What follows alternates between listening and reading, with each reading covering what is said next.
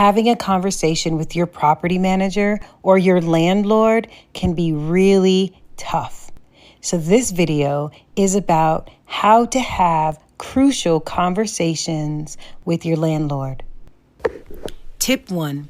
Before entering into the conversation with your landlord, locate your lease agreement and reread your lease agreement so that you're clear on what you have agreed to.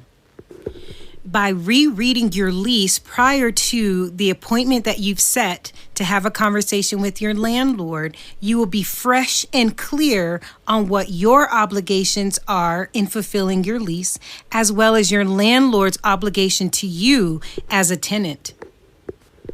Make notes or highlight on the lease the area, section of the lease that you need clarification, that's in question, that you want to bring up to the landlord in your meeting.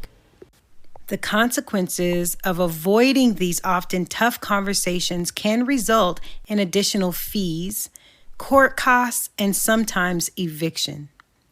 Having conversations about late rent or a violation of a lease agreement can be frustrating and emotional. It's best to not have a conversation with your landlord when you are angry if you believe that your anger will get in the way of you expressing yourself calmly.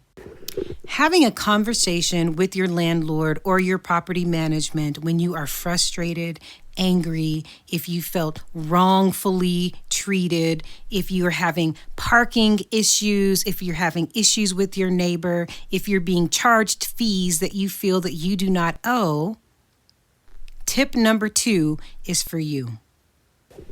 Make your best effort to not engage in a conversation with your landlord while you are angry. Give yourself time to calm down. Give yourself time to document all of the details that you can remember. You want to be sure that you've documented dates and times, any witnesses who may have been there during an incident. And if the police were involved, be sure to have a copy of your police report and your case number available. Having a conversation with your property manager when you are frustrated and when emotions are high makes it very difficult for you to get your point across.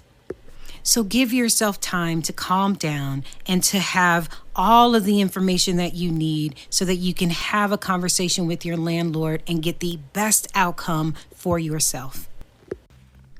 Tip number 3. Before entering into the conversation with the landlord, know what you would like to get out of the conversation with the landlord.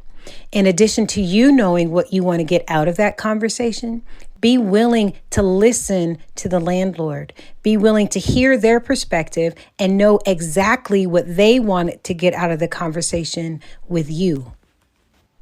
We hope that these tips were helpful for you in going and having a conversation with your landlord that's going to bring out the best possible outcome for you and for them.